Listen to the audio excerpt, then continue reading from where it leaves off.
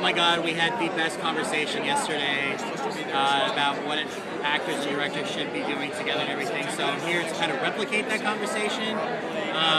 But she plays the part Elizabeth Smart, the Black Dahlia. Elizabeth Short, you're right. Elizabeth Short and the movie The Black Dahlia Haunting. We're screening it tomorrow at 2 o'clock here at the Days of the Dead. So if you guys want to come by on Sunday, for those of you who got passes from here, from the 2 Marks and a Chick, come on by at 2 o'clock. It's upstairs. Good. Okay, Alexis. We had this conversation yesterday, but I have a lot of writer-director friends on here. What is it as an actress that you seek out of your directors? Freedom. Freedom. Creative freedom. So far I've been very lucky working with directors, yes. Especially with Brandon Slagle, especially working on Elizabeth Short, because as much as an actor should have freedom portraying a true character, I always say be out of the box, but don't be out of character. And I call it, what I like to call it is premeditated improv, which is, as an actor, I do have private moments, and I research a character, and it's like notes that I take, and I'm like, this is interesting, and I'll run it by him, not run it by him, but when he says action, I'll do what I need to do. And so far, if he had any questions about it, he would, direct me what have you, but so far, working with him, it was like, we fed off of each other, especially the torture and the dungeon scenes of the murder of Dahlia. I worked with Cleve Hall, for people that don't know, sci-fi Monster Man. Yes. He's well known in that community, in the FX community. And I never worked with him, and I hardly knew him. And I actually met him on set when we were doing the scene in the S&M dungeon.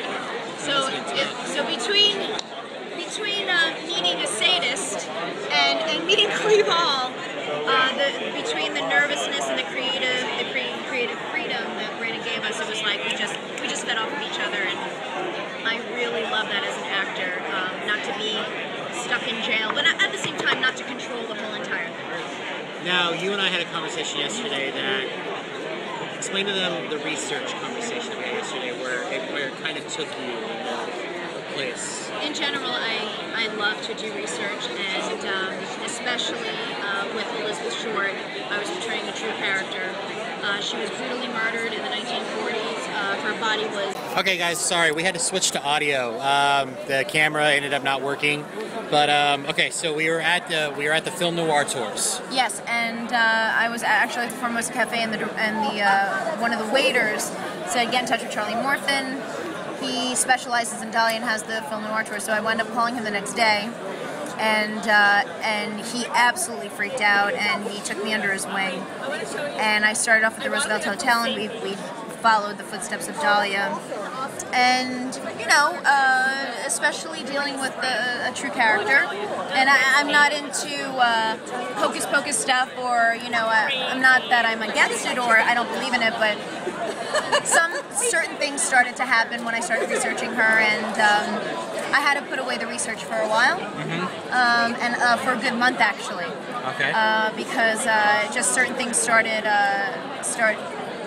doors started open, doors that I didn't expect to open on the other side. Wound up doing some weird stuff, so not to get weirded out, I like I said, I'm not like heavily invested in stuff like that, but I do a lot of research. Besides having reading some books about her, and actually following the footsteps with Charlie Morphin, I had my own experiences of my own that have been quite interesting.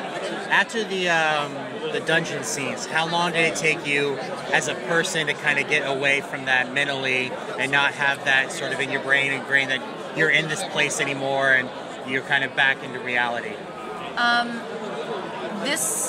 That scene by far, and I've been in the industry for quite some time. Yes. I grew up in theater, did a lot of theater, did a lot of films. The films that I seem to portray are more on the darker and grittier side. Yes. And when I say gritty, I don't mean sexual or anything. I mean, I love meaty roles. So come with meaty roles is obviously a package and a card that is dealt, so you know that there is some background towards that to be dealt with at that time. With the dungeon scene, that was by far the hardest thing to snap out of that I've to date. Yeah. And I've done some, like I said, some serious and some crazy stuff. It was very. I didn't expect it to happen as soon as I walked into the dungeon, because look, I'm not knocking it, but I'm clearly not into S&M and sadist and hurting people and burning people and cutting people. I just you do that. That's not judging you, but as a person, as soon as I walked in to the dungeon and when I saw the S&M torture gear, I sort of blanked out a little bit. Like I kind of went numb. And what happened was that because Cleve was using real knives on me, we had to learn knife play. And so it just so happens, and so fitting, that one of the sadists, who was a female, knew knives. She was a professional because she was in the Navy. Oh, okay. So there was a miscommunication because I was already tied up and ready to get, beaten up and killed and murdered and maimed. She actually thought she was cutting my face. Ooh, okay. This can't go well. So it went from a movie set to a reality that I actually for 1 second knew what Elizabeth Short went through. Yeah. For that, not to be exaggerating, not saying, oh, I felt her, she was there. It was like the reality. And I really, I got so scared as a person, like, so when I did the scenes and when Cleve really slapped me across my face, and it was an experience I will never forget. It took some time, to be honest with you, for me to get out of it. And the first time I did see the film and the first time I saw the scene, it was very hard for me to watch. I bet. Now, you come from theater. Yes. That's something we discussed again yesterday.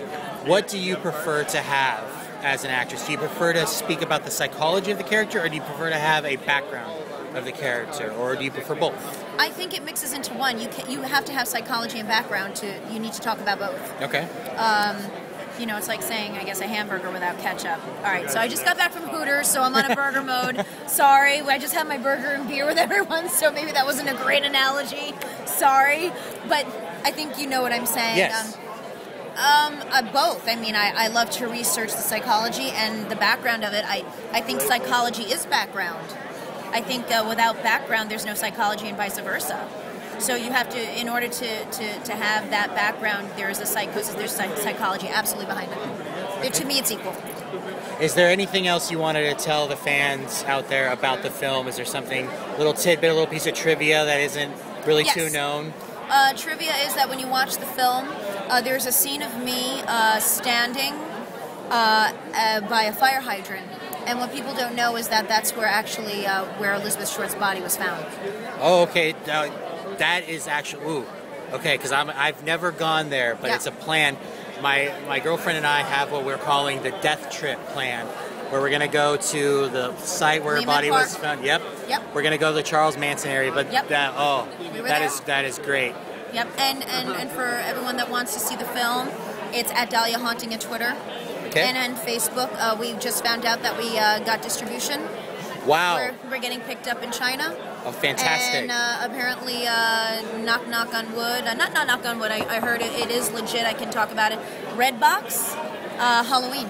Yes. And it is a mixture of a paranormal, a mixture of